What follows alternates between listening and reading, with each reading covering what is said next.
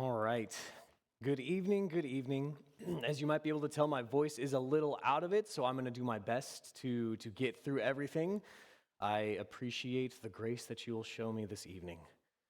So, as we get in, we are going to be spending the last of our sessions in the 17th century in Europe.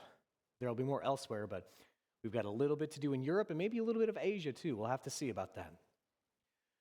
So starting off, what has been happening for the last quarter of a century in Eastern Orthodoxy? What's been happening in Constantinople, Byzantium, and west of that? So the fall of the Byzantine Empire was 1543, attacked by the Ottomans, taken by Mehmed II. The Ottomans came in, they deposed the Byzantines, the Byzantine Empire fell, and immediately he reorganized the Christian population. What they did was they elected, essentially, the Sultan elected a patriarch, if you can call it a patriarch. He essentially said that you are now the speaker of all of the Christians within the empire. So that man was Gennadius Scalarius. He, in the mid-1400s, just as around the same time as the printing press was getting its start, became the speaker for everyone within the Ottoman Empire that was a Christian. So that's a little bit that's happening there, and there's a whole big mess that you really could get into about what it meant to be a Christian operating within a very Muslim-controlled area. It's a lot to get into, but basically there were lots of politics at play.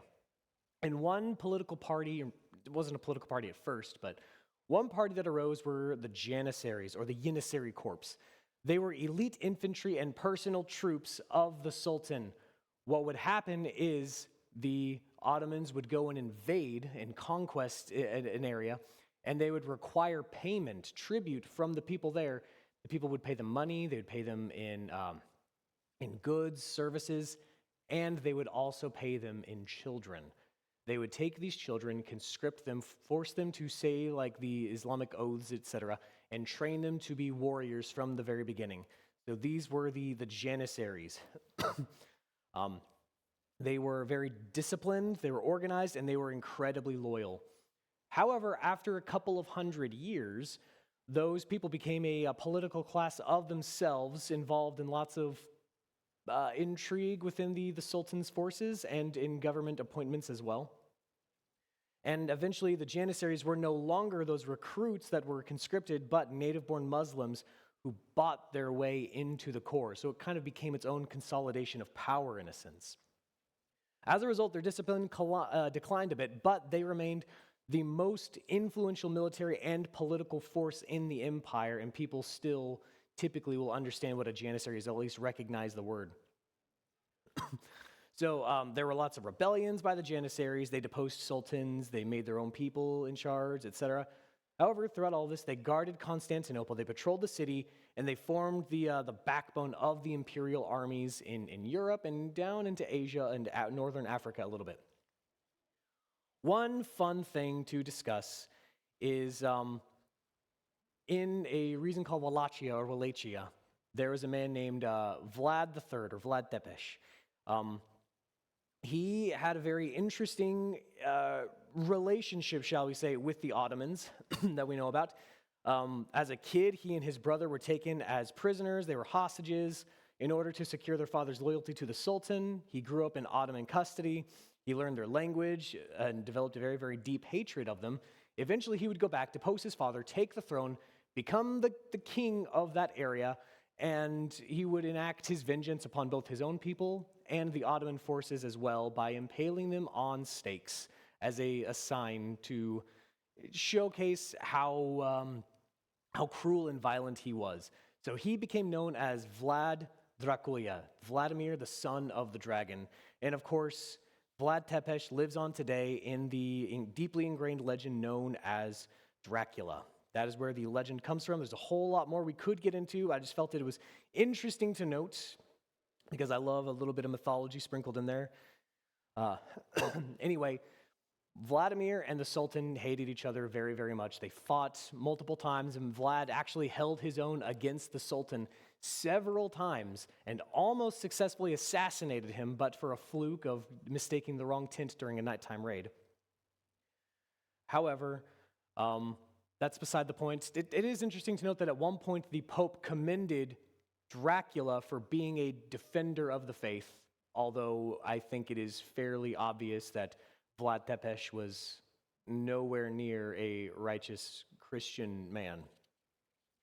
As it was, during this time of conquest, many believers did not feel welcomed, shall we say, within the confines of the Ottoman Empire, so they fled.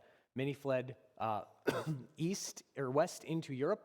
A whole lot more fled north into what is now Russia. During most of this time in Constantinople, now under a different name, these people are going to not be able to get the education that they desire, so they're going to actually leave to come into Europe proper to get their education before they head back in order to help propagate their own Orthodox faith. So many people are fleeing north into Russia to a place called Muscovy, which we know as Moscow. Moscow.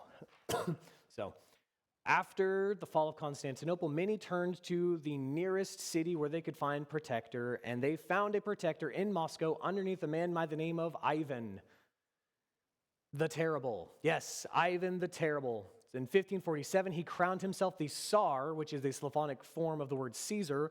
He called himself the Tsar or the Caesar of all Rus, which was not just a title that he gave himself. He modeled the coronation after old Byzantine customs, and essentially they felt that Moscow had succeeded Constantinople, Byzantium, as the next seat of power within the church.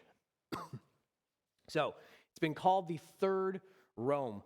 They believed that they had inherited the imperial and the religious legitimacy after Rome and after Constantinople. And there's a man called Philotheus of Sakov. I'm absolutely mispronouncing that. I'm sorry to all of my Russian viewers. Basically, here's a quote from him. "Observe and see to it, most pious Tsar, that all the Christian empires unite with thine own.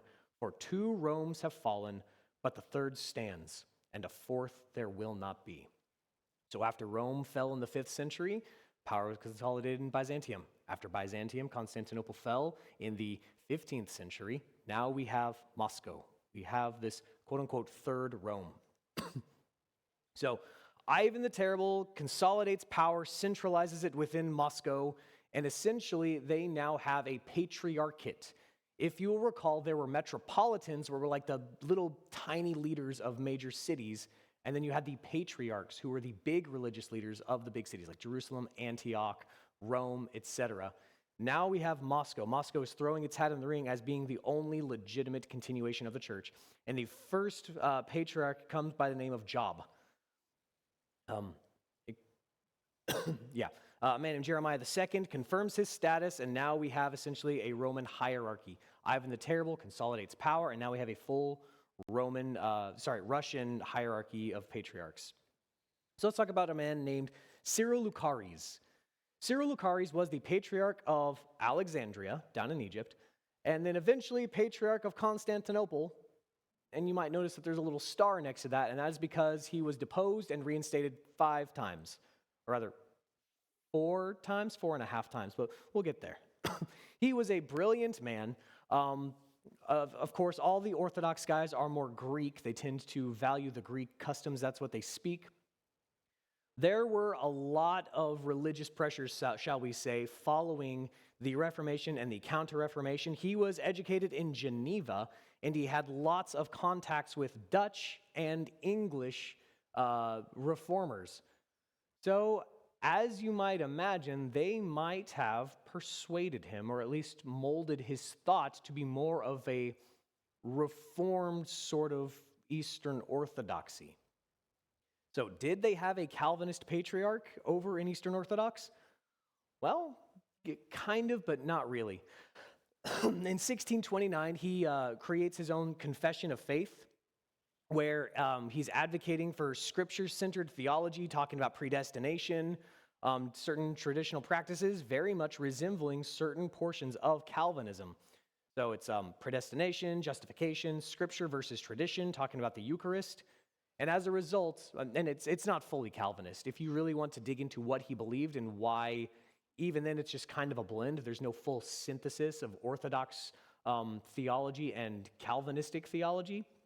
You can do so to see where exactly the two aren't logically consistent, even within the document that he created.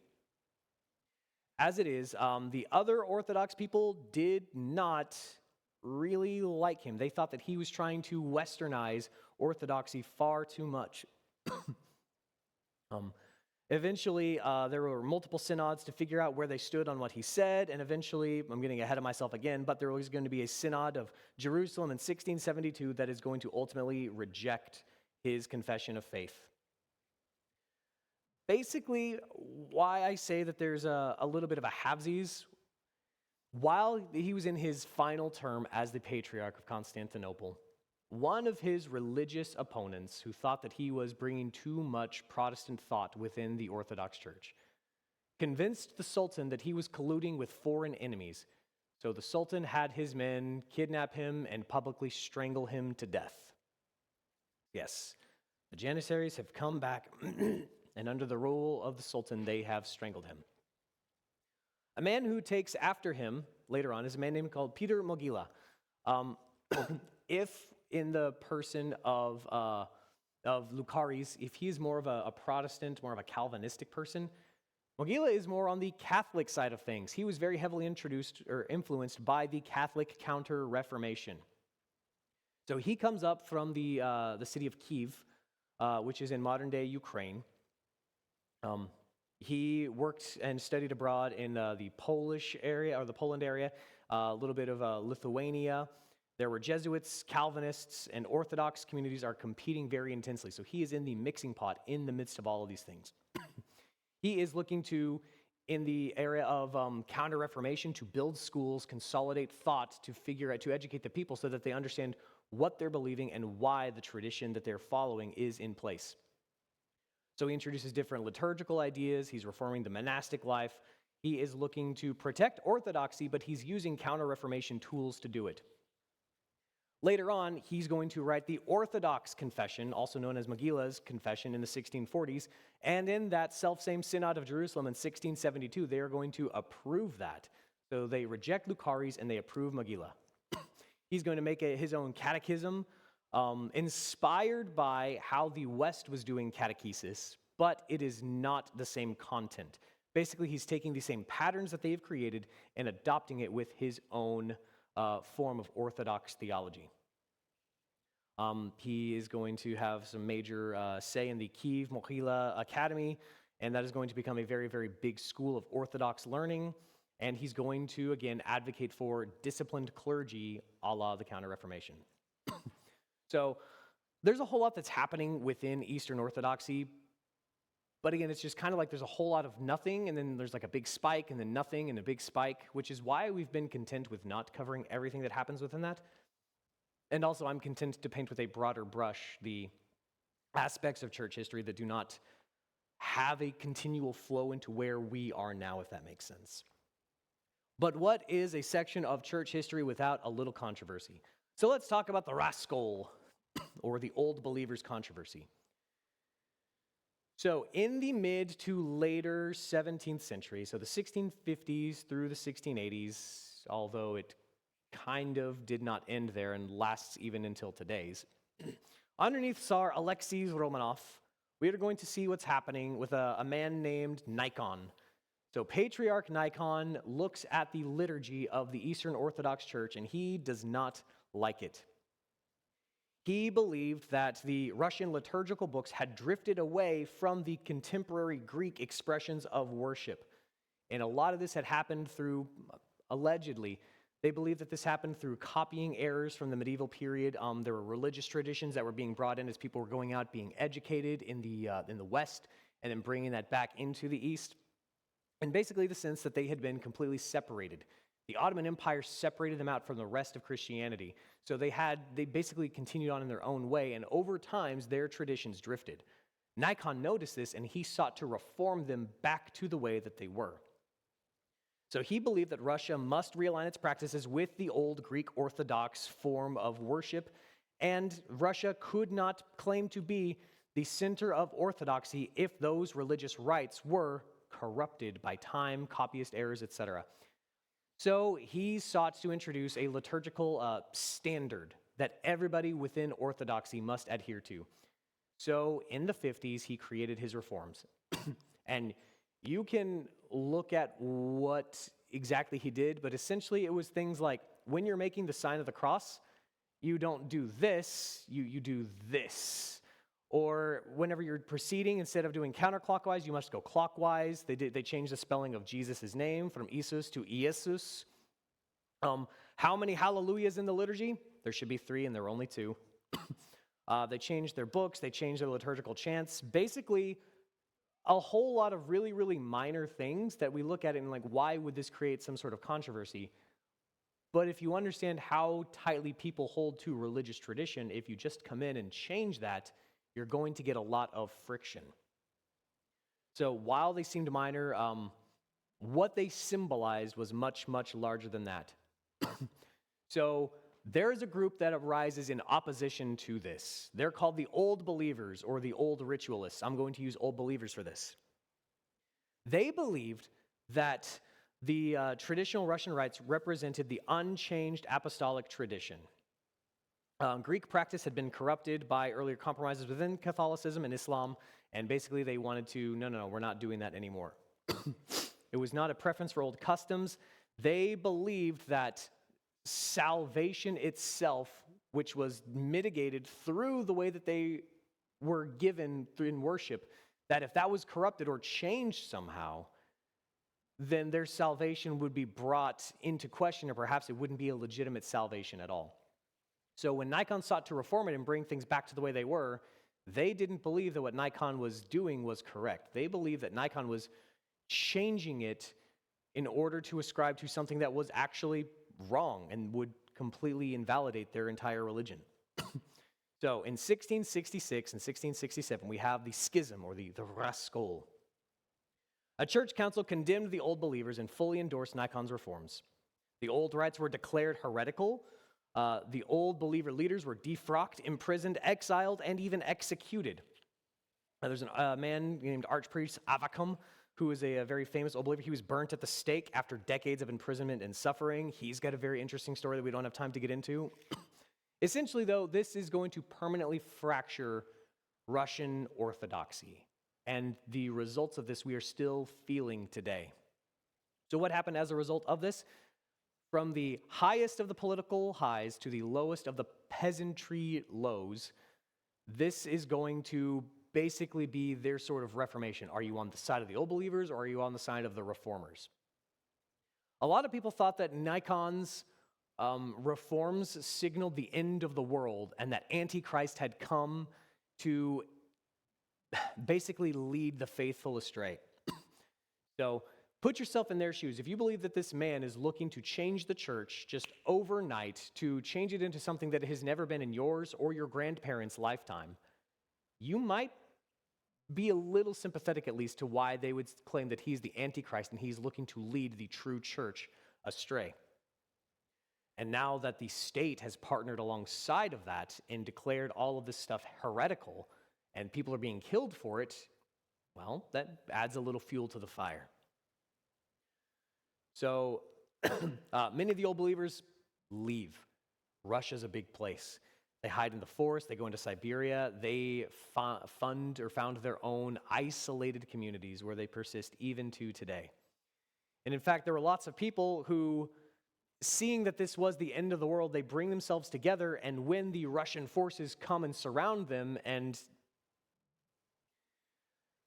when faced with that sort of persecution, when faced with that, instead they decided to commit suicide. Mass suicides. They burned themselves alive, and we have over 35 records of that happening. So what are the implications of this? Well, now we've got a little bit of tension between the church and the Tsar, who runs the state. A little bit of tension between the religious leaders and the state leaders. We've never seen this before. It's very new. Also, we're seeing that there is a love for religious conservatism within Russian culture. And now that we have this great big schism, can Moscow actually claim to be the true inheritor of Orthodoxy? Is this truly the Third Rome, if this can even happen here? And Russian Orthodoxy will never fully heal from the division. There will be more toleration following events that will happen in around the year 1905, but we will leave that revolution for another day. Let's head west a little bit. We're going to see what's happening with the Catholic Church, and we're really going to shine a spotlight in on France. Now, to set the stage a little bit, we've talked about the wars of religion within France. We've talked about the 30 Years' War that really tore up the political scene of Europe. And what happened at the end of that, after the 30 Years' War, we have the Edict of Nantes. The Protestants were tolerated, but only just. If you'll recall, we talked about a man named Cardinal Richelieu. He had waged wars against the leading political people, the Habsburgs, and France was victorious and really came into the limelight in terms of political power within Europe. Now, the Calvinists who remained within Europe were called Huguenots, if you will recall. During this time, the Huguenots sought to do their own thing. They created fortresses, they fled to islands, they wanted to create their own communities within France. Cardinal Richelieu did not like that. He did not like this sort of military independence that these groups were making. So he used the French Catholic army to quash the military might of the Calvinists there. Left the civilians alone, but basically stripped them of all their power, got rid of all their fortresses, sacked them, etc. Essentially now we have got Huguenots living in France only by the whim of the head of state, essentially. If something were to happen and the Edict of Nantes were revoked, there's not a whole lot that they could do to protect themselves. Put a pin in that. So at this point, the French Catholic Church was doing amazingly. They were leading in social charity. They were helping the poor. There were schools everywhere, and people were getting so educated by the French Catholics that there was actually a cry saying that they need to stop doing this because people are so educated they don't want to do the menial labor that is required for society to continue to exist. And so we need more dumb people to do the work that nobody else wants to do. But aside from that, they had hospitals, they cared for orphans, widows, the sick. They had a missions work, the Daughters of Charity. There are other people who were created. This was essentially a humanitarian miniature revolution. What happened within it, and the expectation was that the church was there to enrich the average Frenchman's life. And then here's another one. Have you heard of the term Baroque before? Like the Baroque period, Baroque art style? Yes. So I'd encourage you to go on the internet and just type in Baroque in order to see what it looks like. And it is beautiful. It is extravagant. Basically, this was a direct response by the Catholic Church to create a high and lofty art style in order to counter the more stripped back Protestant simplicity in their worship, in their churches, etc. The iconoclasm of the Protestants, where they wanted to get rid of anything that could distract from worship, the Catholics said, no. We want these beautiful works of art to inspire worship and to teach the people who are going to get in. They believed it had more of a didactic art style. So you've got wonderful architects and artists coming out of this period. They're making churches, altars, sculptures. Baroque is one of the most widespread and long-lasting styles in art, and especially it is indicative of the 17th century for sure. Going back to something that arose in opposition to the Reformers, let's talk about the Jesuits, the Society of Jesus. In the book that I've been reading, it described the Jesuits as a people who promoted belligerent evangelism, and I think that is the best way to describe the Jesuits that anybody could ever come up with. So they were founded in the previous century, but they were at the height of their power in the 17th century. So if you remember, it took a very long time to become a Jesuit, and once you were a Jesuit, you were encouraged in education. They were creating colleges, they were employed in universities all across Europe. They worked as confessors, they were advisors to king, and they exploded in terms of missions work. They went to Asia, they went to Africa, and they were in the Americas as well. Put another pin in that one. Bellarmine was a very influential man at this point, so much so that he had several interactions with other Protestant people, and there was sort of a friendly back and forth, and I believe it was Bellarmine who actually sat down with Beza, who was Calvin's successor in Geneva, and thought that he could change the man's mind. So young Bellarmine, old Beza, sit down, and unfortunately for Bellarmine, he is unable to win that argument. But he does have a lot of appreciation for his theological opponents, shall we say. Bellarmine's got a really fascinating life. I wish I could spend more time with him, but he was a very influential man, talked with people. He was threatened with murder. In fact, I believe he had 2 assassination attempts on his life. Fascinating stuff. However, the Jesuits drew a lot of criticism for how influential they were in politics and for what's called moral casuistry. And that's essentially a very big word for saying that you can justify doing a bad thing now because of a potential worse thing that could happen in the future. There are lots of examples that you can look up if you want. I'll let you see if you find any weight behind that. So again, the Inquisition is still going strong. The Inquisition, the Spanish Inquisition, now it's more of just like a generic Inquisition done by the church. Is mostly carried out by the Jesuits, and they've got a increasingly growing index of banned books, or an index of forbidden books. Basically, if there was anything that they deemed heretical, if it was mystic, or basically anything that was unapproved by the church, it would go on the index of banned books. So they would disavow them. If they found a printing press that was printing them, they would destroy it. They would burn all these books, etc. We talked about the Jesuits a little bit a couple times ago in looking at the dawn of the Age of Enlightenment, how they had Jesuit astronomers who fought against Galileo Galilei in how his interpretation of what he saw through a more powerful telescope. For more information, go a couple of lectures back on that one. But essentially, they were the leading force going against the controversies that arose during this period in the Catholic Church. So let's talk about some of those controversies. Here's the first one, and this one's probably my favorite of these. It's Jansenism.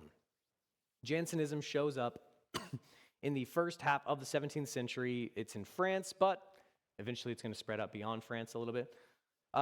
It gets its start and its name from the writings of a man named Cornelius Jansen, a bishop of a place called Ypres. However, he never actually saw all of this. He was working on a work codenamed Augustinus, and basically he wanted to reintroduce the Catholic Church to the works of Saint Augustine, namely his theology, on human nature, how it is fallen and utterly dependent upon divine grace, and how grace is irresistible and limited, not given to all. He denied any ability for humanity through free will to choose good apart from grace. He advocated personal holiness, strict moral discipline, and inner piety in the individual side, and not necessarily on a major ecclesial way. And he advocated infrequent communion and rigorous self-examination, not just to be given out by the priest. As a result of this, there were hints that these were some mighty Calvinistic-smelling things coming off of this potential book. He had to continue writing the book in secret. In fact, he died before he finished it, but he gave the writings to his friend, a man named Saint Cyran. And Saint Cyran is going to take it and publish it 2 years after his death in 1640, sorry. And basically, this book was in response to what the Jesuits were doing, because the Jesuits were big proponents of the fact that man can, in some form, cooperate with God in salvation. If you'll rewind back probably 25 lectures to where we discussed what was happening with Pelagius. Pelagius denied total depravity and said that man is free to choose God. The Jesuits are more of what we would call semi-Pelagian, where they would say that God does 99% of the work, but that 1%, that response by man, that man must cooperate with that if he is to be saved. So they would deny total depravity, but this man is basically saying, hey, I've got to work. It's all about what Augustine is saying. We need to bring that back, which was the staple for the church for the longest time. And I think that all these semi-Pelagian heresies, essentially, have been creeping into the church slowly but surely. The Jesuits did not like this. Yes. Jansen wanted to revive this sort of spirit within it. However, there's a whole lot that goes into what happened. There are highs and there are lows of who's fighting this. There are very many condemnations, very many papal bulls that are written. The main one is Unigenitus, which was done by Clement the 11th in 1713, which was much, much later in the next century. But basically, this was in response to a book that was an exploration of what was happening within Augustinus. And within that, the Pope basically said that teaching this is heretical, teaching this is heretical, and teaching this is heretical. And there were lots of people who would argue, well, this isn't actually taught within this, even though it almost clearly was. There were lots of push and pull, and Jansenism is spreading out. A lot of people call Jansenists French Catholic Puritans, which is kind of nice. In fact, there are many Protestants who are they look very fondly upon the Jansenists. William Cunningham said that the Jansenists were, quote, the best body of men that the Church of Rome ever produced. Their foremost thinker is a very famous philosopher by the name of Blaise Pascal. He was a genius scientist, he was a philosopher, and he is a theologian who people have heard about Pascal typically. And his main legacy is his work called Pensées, which are his thoughts. That's where we get the terminology pensive from. Throughout all of this, there's an Augustinian framework that you can see if you've read Augustine. And that Pascal is probably mainly known for Pascal's wager, which is a very famous argument that people use in apologetics. And it basically says that when it comes to the eternal, it is logical and rational to wager on God's existence versus not. And you can break that down into 4 different ways. I'm sure you could find like a square of sorts that lays down all of it. Basically, here are the tenets. If you believe in God and God exists, you gain infinite happiness. If you believe in God and God does not exist, you lose very little. If you do not believe and God exists, you risk infinite loss. And if you do not believe and God does not exist, you gain little. So there is believing in God, you gain infinite happiness, and if he exists. If you believe in God and he does not exist, you don't lose very much in doing so. If you do not believe in God and God doesn't exist, you lose nothing. If you do not believe in God and God does exist, you lose everything. Therefore, logically, it makes more sense to wager on the fact that God exists and potentially get infinite happiness versus the possibility of getting infinite loss, essentially. Jansenism would eventually grow beyond just this sort of Augustinian thought and, again, like the Janissaries, sort of merge with a political group. Ultimately, it's going to see its end at the end of the next century, but there'll be more on that when we get to the French Revolution. Basically, the legacy of Augustine's doctrine of grace is going to instead move on within the Lutheran and Reformed traditions of faith. So, here's the craziest controversy that the Catholic Church had during this time. It's called Quietism. And for a school of thought called Quietism, it is very much not very quiet, but we'll see. So, Quietism is where you get a mystical movement within the church, but sort of the antithesis of the monastic life. I'll explain it. So it originally got its start in Spain and Italy, but eventually would make its way into France. The point of it is that there is a desire for interior prayer and total union with God. It was created by a man named Miguel de Molinos. He wrote a book called Spiritual Guide in 1675. Imagine if you mixed Catholicism with, I believe, Buddhism, or sort of like New Age mysticism. It's this idea that there is total union with God. so much so that the soul becomes completely passive, quiet in how it contemplates. You renounce every single personal desire, even the desire of knowledge of salvation. And it's just like the complete cutting of ties so that you just exist in this sort of spiritual zen that only God can give you. Yeah, so basically you would cut off all external devotion and active virtue in favor of an inner quiet within your soul. And the ultimate expression of that is whenever the soul is in perfect union with God, in a state of quiet, the soul can no longer sin. In a case, essentially it would say that I can steal and it's not sinful because I have no desire for something. But if I happen to commit an act that would be considered sinful, my soul is above the idea of sin. And there were several priests who would use this as an excuse to have affairs. And it's not sinful because my soul is one with the Lord and I have gotten rid of all these things and therefore the Lord has brought them into me. You can see why it is absolutely bonkers. The church fought against this a lot because very clearly it is wacky. There's a lady named Madame Guyon in France who's going to take what he did and run with it, and she's going to start her own little area. She's fascinating as well, Madame Guyon, if you want to research her some more. Eventually, though, Molinos is condemned by the Inquisition in 1687. His writings were, of course, placed on the index of banned books. Pope Innocent XI and his successor, Innocent XII, denounced Quietism as fostering moral laxity and undermining active virtue because, of course, it did. We forsake all the outside things to focus on this sort of inner quiet, and whenever we have this inner quiet, then we're above sin, so we can do whatever we want. So, Quietism, weird heresy, but most heresy is weird. Here's one that is a controversy, not necessarily heresy. It's called Gallicanism. Gallicanism, very specific to the French. If you're familiar with the old name for France, it was called Gaul. That is where the root of Gallicanism comes from.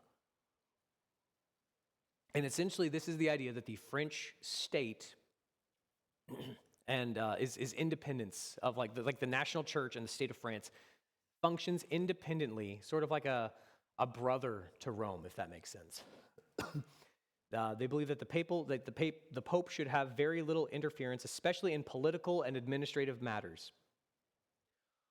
Basically, they went back to the medieval fights between the popes and the French kings. Remember, we talked about the Avignon captivity last semester.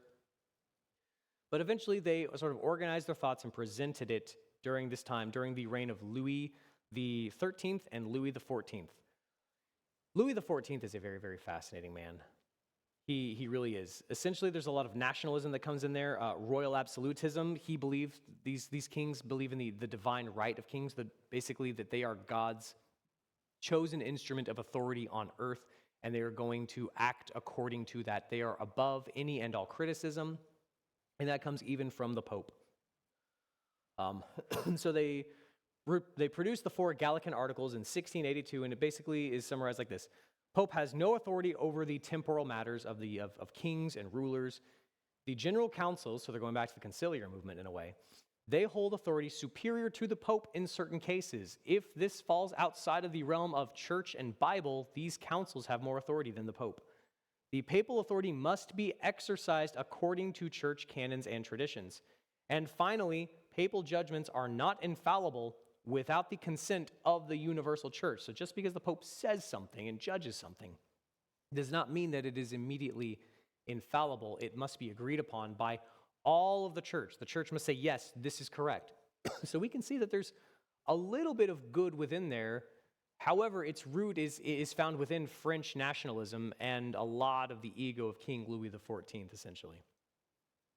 So King Louis XIV spent almost all of his life as king. Like, I believe he took the throne when he was like 4 years old. He pushes Gallican policies to assert royal control over the French church. He controls appointment of bishops. He requires French clergy to affirm the 4 articles. There are lots of people who have to endorse them in order to gain the ability to practice within France. As you can imagine, Rome condemned Gallicanism, but The French were very, very powerful after what happened earlier in the century, so they made some reconciliations, some compromises in order to preserve unity within the church. So later on, Pope Innocent XI and popes after that refused to confirm bishops who subscribed to the declaration of the 4 Gallican Articles. It created 2 centuries of tension between France and Rome, and that is going to come to a head in the middle and especially the end of the next century. And if you know your history, you know what happens at the end of the 18th century in France. A very, very bloody time. So Gallicanism, yeah, it's basically going to create tensions and wedges in between the church and the rest of the church, essentially, the French church and the rest of the Roman church, which is eventually going to leave the door open for secularism to come in and start taking root. Let's talk a little bit more about Louis XIV. His vision, as I said, was rooted within this divine right of kings, but lots of people were very, very attracted to the power that can be expressed within a king.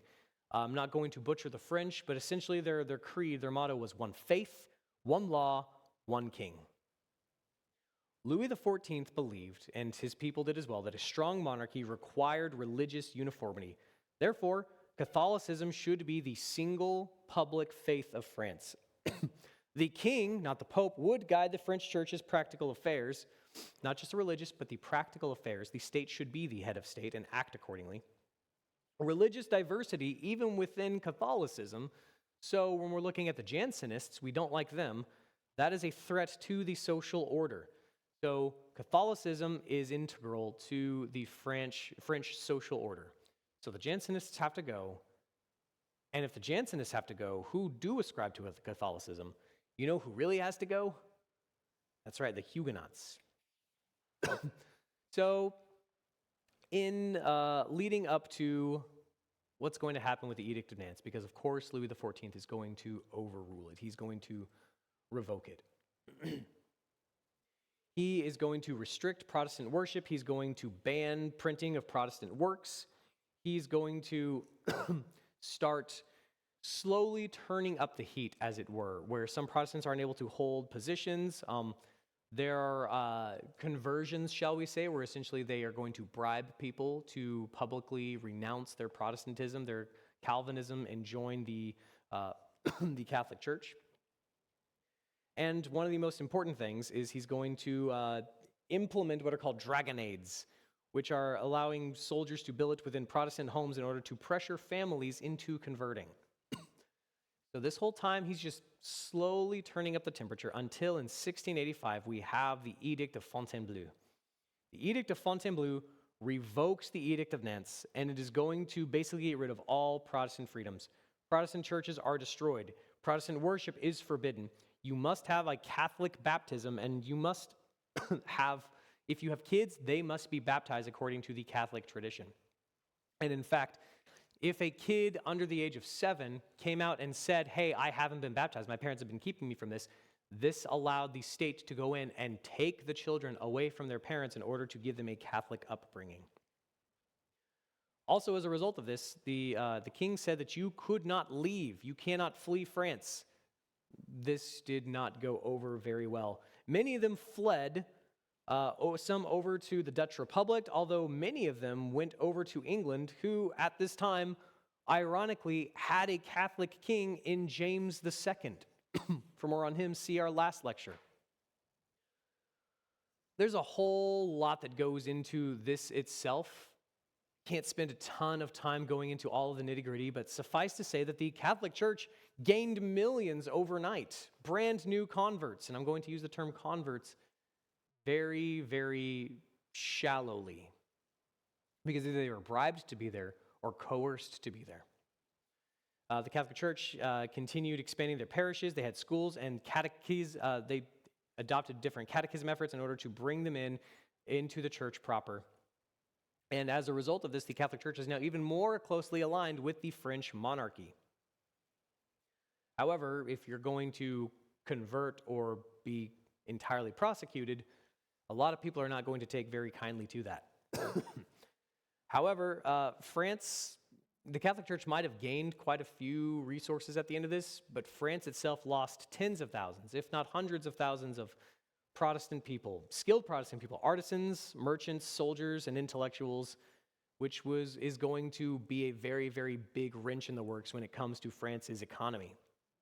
And there are certain population areas, certain districts within France that are completely abandoned. And as a result, that land is just basically left untended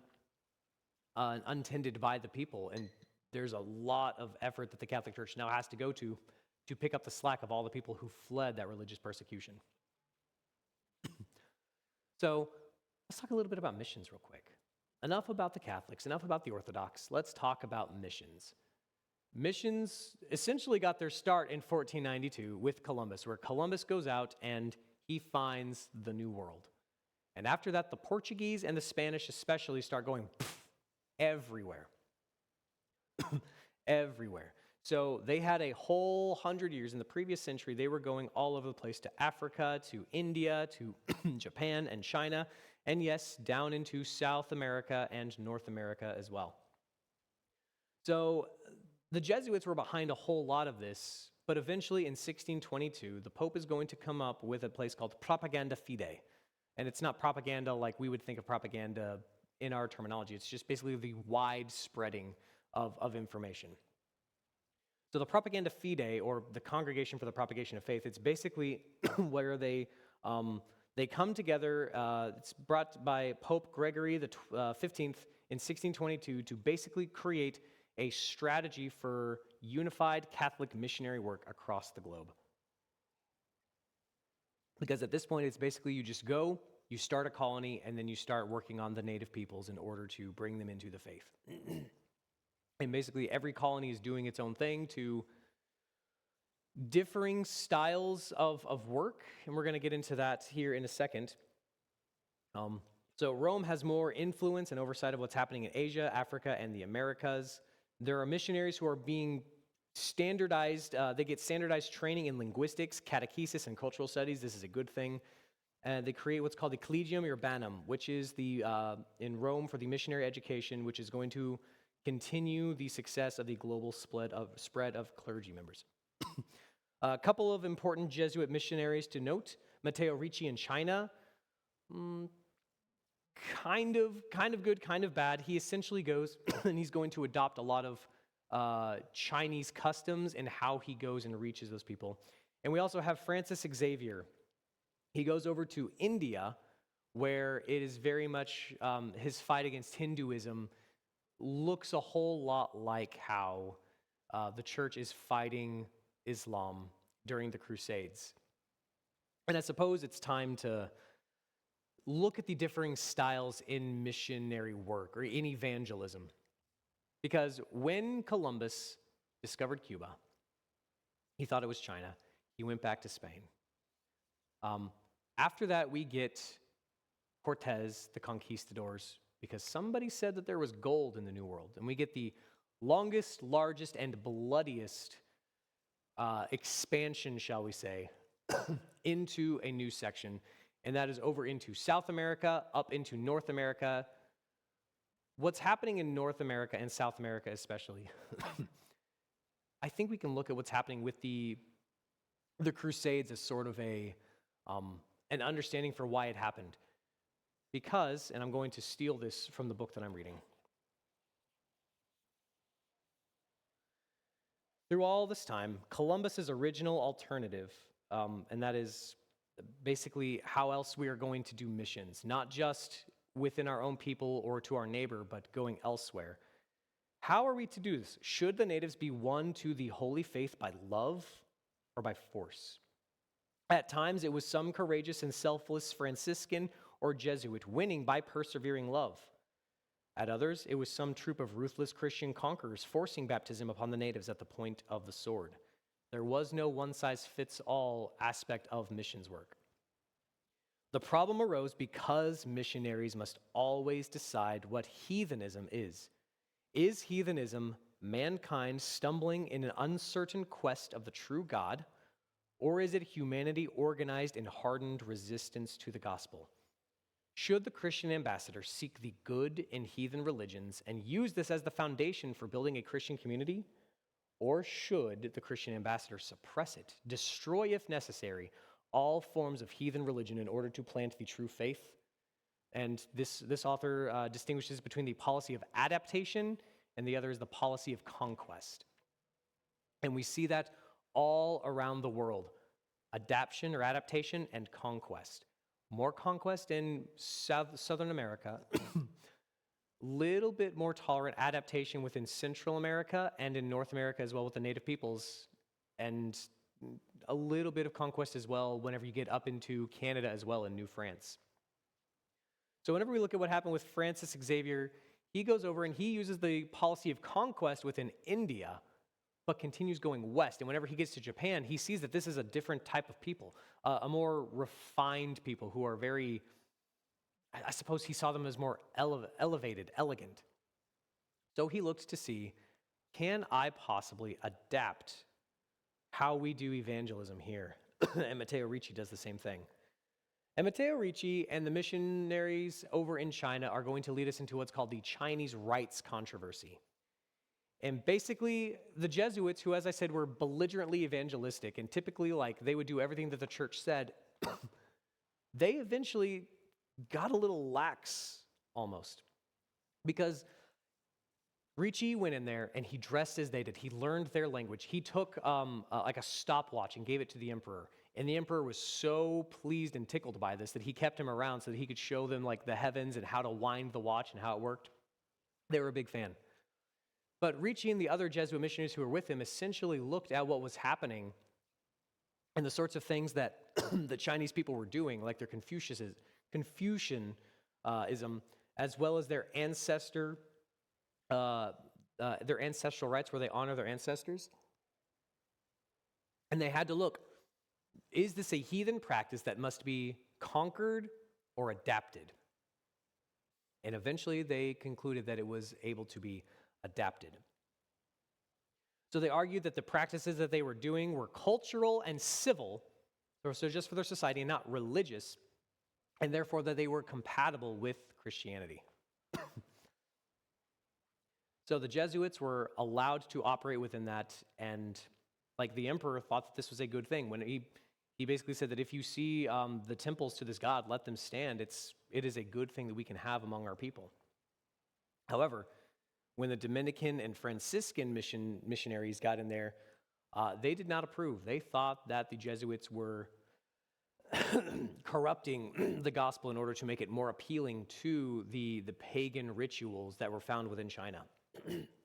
They complained to Rome that the rites were idolatrous and that the Jesuits had compromised Christianity in order to make it more palatable to the Chinese peoples. And the church needed to enforce uniformity across cultures. And that brings us back to adaptation versus conquest. Because when you go as a missionary to a new culture and you introduce the gospel to them, are you looking to produce your version of Christianity? Or is the gospel for them where they are now? At this point right now, all foreign people were called Portuguese because the Portuguese didn't have a monopoly, but they had a very large share of the global expansion. So all of the foreign peoples coming in were considered Portuguese. Their customs were Portuguese, etc.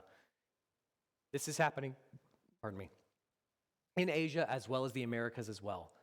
Do they create Portuguese Christianity and say you must live exactly as we do, or do they take the gospel and they make it applicable and something that they can use in their culture as it is now? Well, with the Chinese rites in 1645 and in 1704, so a whole half a century later, Rome issued condemnations of this. And in 1715, Pope Clement XI formally forbade participation in these rites. So King Shi, who was the emperor in China, basically looked at this. 30 years previously, he had said, this is a good thing. When you see their temples, you should let them stand. He now completely vetoed that. He said that these were a backwards people, they were uneducated, they were stupid. He viewed Rome's decision to ban the cultural rites of China as an insult to Chinese culture and basically completely shut the door to missions work in China for centuries, and we are still downstream of that today. So that's something for us to think about as we think about missions work, and whenever we've got people who go into other countries and cultures, how far can Christianity adapt to local cultures? I was talking with Scott Hudgens, who is one of the prominent missionaries who is attending now. And I'm going to butcher what he said, so if you watch this later, I apologize.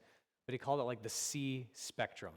Like how far do you, I don't think it was compromise, but we can look at it like that. And it goes from 1 to 6, where 1 is you reproduce Christianity in exactly the same way and custom that you do it. And 6 would be that they call themselves a Christian, but you can't tell. Where essentially, like he gave the example of somebody from Islam who would pray looking towards Mecca and say Muhammad, but mean Jesus in his heart, essentially. Whereas like it doesn't look like Christianity, doesn't smell like Christianity, there's not really anything to it, even though they would say that they're Christian. So somewhere within there's a spectrum, and he could give you more information on that if you wish to talk to him about it. So, should all cultures preach Jesus and worship the Lord? Must all cultures have Christianity in the same way that we do? That's interesting to know about. And where do you draw the line on that? However, let's go to the other hemisphere where there's a whole lot happening. We're going to very, very briefly talk about the Americas, because the Franciscans and the Dominicans, they're going to be in the Philippines and Africa as well as India, and they're also going to be in Latin America. We're going to call that's South America. So we've briefly spoken about this before, but there's a very, very big Catholic expansion, which I'm going to call broad, rapid, and shallow, where they're using very much the aspect of conquest. The heathens must be stopped. They have hardened their hearts against God, and this must be stamped out in the same way that Joshua stamped out the Canaanites when they were going into the Promised Land. There was no hope for conversion from them. They are not God's people. This is now our new land, and we are going to take it for the Lord and for ourselves. So during all of this, they get lots of converts who are baptized into the church at the point of a sword, but who don't really change their lives very much after that.